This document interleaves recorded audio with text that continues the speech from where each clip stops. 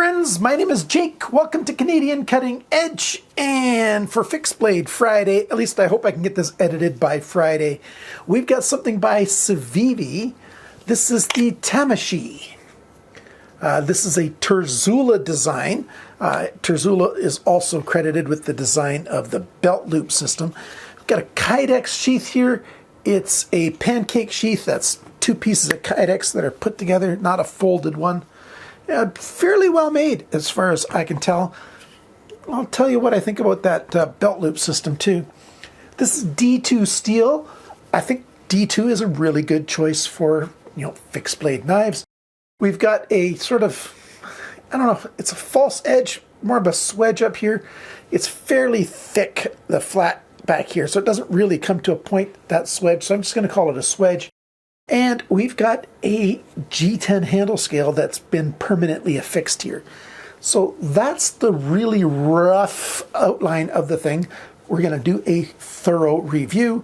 There will not be a teardown because there can't be a teardown, but we'll do all the measurements, all that stuff in this video.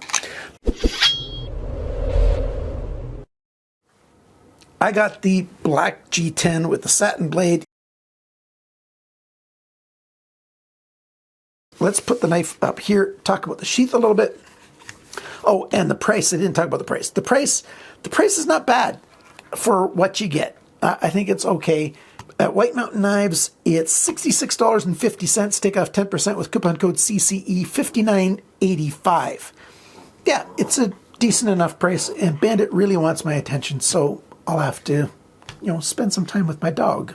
After all, he's worth it. Okay, I've given Bandit the attention he deserves. Like I said, after discount at White Mountain Knives, it's $59.85, so about $60 US, which is about $82, $83 Canadian. You can buy this in Canada if you want to. If you do want to, I would suggest the best place to get this is at my Canadian affiliate, integrityknives.com. You can save 10% there, just like at White Mountain Knives with coupon code CCE. It's $99.99 Canadian there, so take off 10%, $89.99. So 90 Canadian dollars as opposed to about 82 Canadian dollars at White Mountain Knives. If you buy this from White Mountain Knives, if you're in Canada, it won't have a problem crossing the border. This kind of knife is totally allowed. There's no rules or policies. There's certainly no laws against this. But even CBSA, who works according to their own standards that's different than the law, they don't have anything against this kind of knife. So, go ahead, buy this from White Mountain Knives, and it's going to come through. So there you go. The only thing is, at Integrity Knives, they've only got the satin versions. They've got the satin with the black, they got the satin with the green, and that's it. Otherwise, you're going to have to go somewhere else to buy the knives. Let's talk about the sheath a little bit. Like I said, it's a pancake sheath. We've got a lanyard hole here. It's using that stick method when it creates it. When they've put all these rivets on here to put it together, they buff the edges, and you can't even really see a seam line on there. Well, just barely you can make out a seam line. On this side, you can't make it out at all. There's just no seam line at all. And the retention on this thing, very good. Click right there. It's no play at all. And I already recorded this section before, so you might have noticed the lanyard's now missing. I'll talk about that in a minute. But the sheath holds on really well. I like that you got this little divot here for your index finger. You can just bring your thumb over there, and then you squeeze with your finger and push a little bit with your thumb, and it comes flying free. So easy enough to get this out, but it holds very securely. I like that. This by Civivi is also a Terzoula design. It's made for your belt to go in here, but you can turn it around. You can buy these separately if you want to. There's Terzoula's logo right there. And, it's just standard. I think it's 1.5 inches between the holes. You've got this adjustment. You use a flat screwdriver right there to loosen that up, and you can move this up and down so that you've got, your belt is in here. And if you move that down a bit, then if you've got a more narrow belt, it'll sit there snug and not being twisted on your belt. If this is your belt right now, this is sort of loose. You move that snugger, move that in, and then it sits more snugly on your belt. So It's a decent design. I just don't like these because it sits too high on my hip. So I don't like this. I'd much rather have something, I'll attach something maybe if I keep this, with a belt so that it sits lower on my leg instead of way up so high on my hip. But the construction of the sheath itself, I like quite a lot. So that's that. Here's the knife. Let's talk about this blade a little bit. It feels like an upswept blade, but it's not really. I've got one of my sharpening stones right here, and if I put my sharpening stone along the side of it there, you can see that it's very close to a flat. It looks like it's upswept, but other than, right here, it comes down just the tiniest little bit, and then it's basically straight. So, I'm basically calling that a straight back, although technically it is a very tiny bit upswept. We've got this nice false edge kind of swedge right here. It's still fairly thick at the spine right there. Comes down to a fairly thick, strong tip. It is D2. D2 can be brittle. I'm not going to do any destructive testing on this. I don't want to break the blade. I can't afford to, break knives. I do live on a disability pension, so, I buy the knives and I generally sell the knives after I've reviewed them so that I can buy more knives to review. Just because, YouTube doesn't really pay all that well. I do earn a little bit of money from YouTube, but not an awful lot. And that brings me, I'll just announce it right here. If you want to support the channel, you can go to patreon.com/CCE, or you can click the join button down below, or read in the video description if you just want to do one-time donations. There's several ways that you can do that. I'll leave those informations also in the comment section. So, and there are benefits if you become a monthly supporter. So the knife, we've got D2 steel, like I said, satin finish, or you can get this black wash kind of finish. We've got a nice long belly here. The belly sort of continues, but you can sort of say there's a straight section back here. It's not terribly thick behind the grind, but it's thicker than I prefer. I like it to be under 20 thousandths, and it's mostly 20 thousandths, but here at the tip it's about 23 thousandths of an inch thick. I'd like it to be a little bit thinner, but it's not bad. It's just that every time you sharpen this knife, it's going to get thicker and thicker and thicker behind the grind. No sharpener's choil, which I generally prefer sharpener's choil, but it's okay. I could always add one if I want to. High flat grind, basically I'm calling this a high saber grind. That's fine. We've got some jimping on the spine right here just before that false edge or swedge, and you can reach over with your thumb. And that jimping's very well placed, and it's nice and grippy. So good if you need to do some, pressure, cutting this way. But otherwise, the handle's mostly made for a saber grip, kind of like this. And you can do a hammer grip if you want to, but it's really designed for that. And it's very good that way. It's a really nice shape. Oh, badging, sorry. I'm jumping back and forth, aren't I? Civivi on this side. It's not too terribly big. I'd prefer it was on the flats over there. I think they could have just turned it horizontal and put it on the flat right there. On this side, it says D2 right there. And there's Terzoula right there. It would have been hard for them to make it much smaller. They'd have to make it quite a bit smaller in order to fit it on the flats. I don't prefer badging on the main bevel, but there you go. It's on the main bevel. But it's nice and small. That's what I was going to say about it. Now back to the handle. You can see there's a steel pin right here that goes through to the tang of the blade. We don't have an exposed tang. Is this a full tang knife? Does it come all the way here to the lanyard hole? Well, let's put our magnet on here and I'll demonstrate. And it's holding on, to the steel inside, and let's keep pushing it along. And it slips around. That's because the steel is ending right about there. So it's about 3/5 of the way along, not quite 3/4 of the way along. And then this last section here, right where it starts getting thin again right here, that's where there is no steel tang. So the steel tang is, like I said, up to there, which I think is totally fine. It's fairly deep, the tang. It's not, full, it's not exposed tang. If this was tested, would it be as strong as a full tang knife? I think it'd be pretty close to the same strength as a full tang knife. And that's partly because we've got G10 here, and the G10 is laminated on, and it's permanently affixed. So it becomes part of the strength, and G10 is very strong. And I've got zero reservations with this handle. To me, it's very, very close to a full tang knife. No problem. I don't mind it at all. It's a 3D handle, sort of rounded. You can see sort of the ring lines on the G10 here. So it's thickest for a small spot right there. Then it comes thinner again.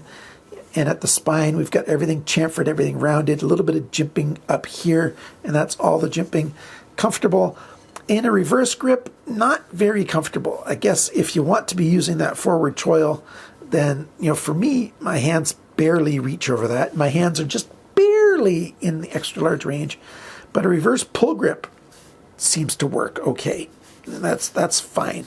And it's comfortable on my hand up here. So you decide how you want to use a knife and if this is adequate for it or not. There's the lanyard tube. It's not chamfered. It's got a little bit of a crispy edge on there.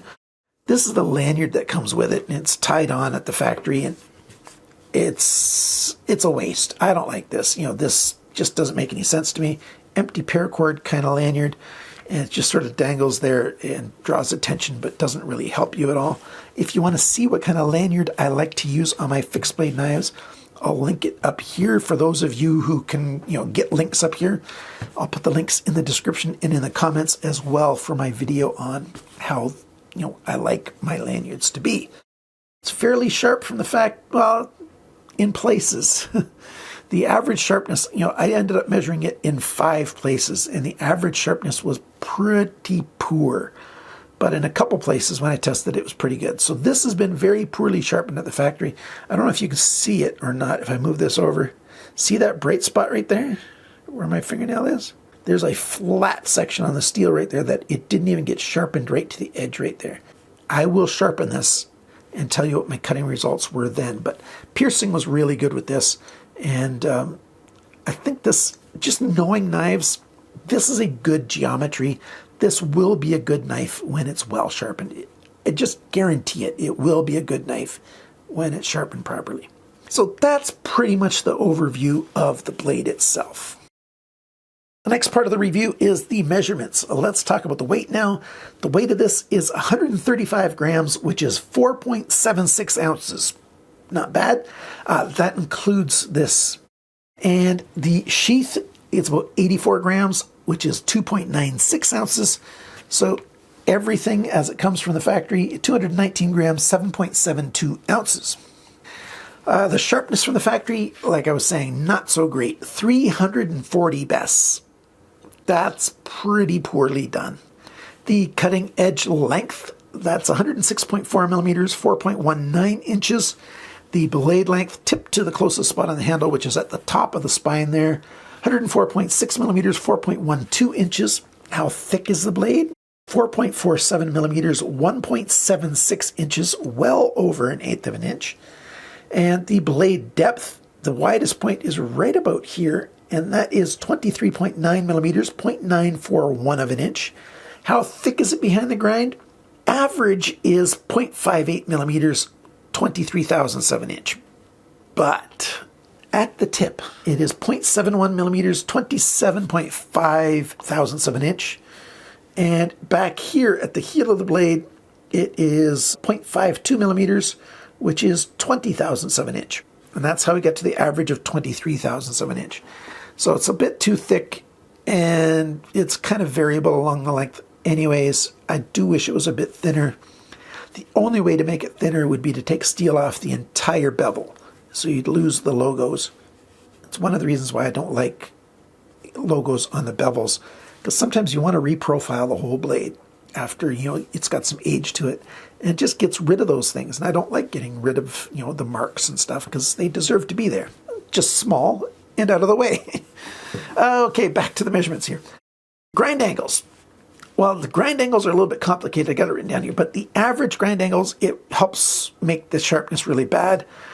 31.7 degrees, 32.7 degrees. It's a blunt edge. It's very poorly sharpened, and even some flat spots like I showed before. The individual little spots, let's see, this started at 30.9 degrees, ended at 32.6 degrees. This started at 33.4 degrees, ended at 32.1 degrees. So it's only 1.5 degrees of variation along the length, but it's just way too blunt. You know, I'm exaggerating, but it needs to be much less. You know, if I was going to do some hard use on this knife, the very lowest, the very highest I would go is 20 degrees per side. You know, depending on how I was going to use this, especially since we've got some girth behind it, some thickness, I might go 18 degrees per side. Come on, Civivi, somebody on your team doesn't know how to sharpen knives, and you need to figure that out. Handle length, that is 120 millimeters, 4.72 inches. The thickness of the handle, it's thickest right at that spot, right in the middle, and in the middle of the length as well. 14.2 millimeters, 0.559 of an inch. Not bad, I like that. The handle depth, it's biggest right here, 26.4 millimeters, 1.04 inches. The grip area in here, it's right around 10 centimeters or 4 inches. And the total length of this knife is right around 223 millimeters, which is 8.78 inches. Let's go sharpen this puppy. So I decided to sharpen it at 20 degrees per side. Oh, and I didn't clean it all the way, did I? I didn't wipe that all down. Anyhow, I did that, and then I used it, and wow. Why did I choose 20 degrees per side when I said I would use 18? Well, I can always change it to 18, but if I do it from 18 to 20, I'm wasting a lot of steel, right? At least if I want to do the whole new bevel. And I might sell this to somebody who wants 20, so there we go. So now, yeah, it's thicker behind the grind now because, you know, 20 degree bevel, that's 40 degrees inclusive. It goes higher up the main bevel than, you know, 65 degrees inclusive does. And it cuts great. This is a really, really well thought out design. When it's sharpened well, this knife is simply stunning in terms of its cutting performance, piercing, you know, everything. I just wish it was a little bit thinner behind the grind. That tip is just phenomenal, and it cuts and pierces very, very well. So let's go over, you know, the pros and the cons on this thing. This type of fixed blade with the internal tang is less common these days, but it can be done very well, and this is. The jimping here and here is done quite well. I'm happy with that. The handle is very comfortable, so I'm happy with that. The badging's quite small, but it's on the bevel, so that's sort of neutral. It's, you know, fully ambidextrous, as most fixed blades are. Certainly not all, but the vast majority of them. Cons, the variable thickness of this edge is a bit of a con. And without a sharpener's choil, it's not actually sharpened all the way, you know, even though I've got a bit of a bevel here from a sharpening bevel. There's a little over 1/8 of an inch, you know, along here, maybe a little bit more than 1/8 of an inch that's not been sharpened. I'd have to remove a whole bunch of more steel and go higher up the main bevel to do that. So I'm just going to leave that as it is for now. This tassel, I think that's just silliness. They could have saved the 5 cents on this and put it somewhere else. But you could untie this and create one of the kind of lanyards like I suggest, so you know, it still is usable. Are you willing to pay the price that this costs? The price for this, just under 60 US, right around 90 Canadian, if you use the sales, the discount codes, I should say, that I've recommended. So there you go. The Terzoula Tamashii, well, Civivi Tamashii, designed by Terzoula. C19046- whatever it is. Thank you so much for watching. Thanks to my supporters. Thanks for liking, sharing, commenting, and subscribing. Those things really do help an awful lot. Thank you, especially to those guys doing the ongoing support.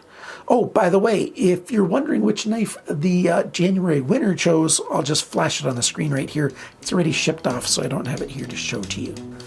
And remember, friends, always cut towards your chum, not your thumb.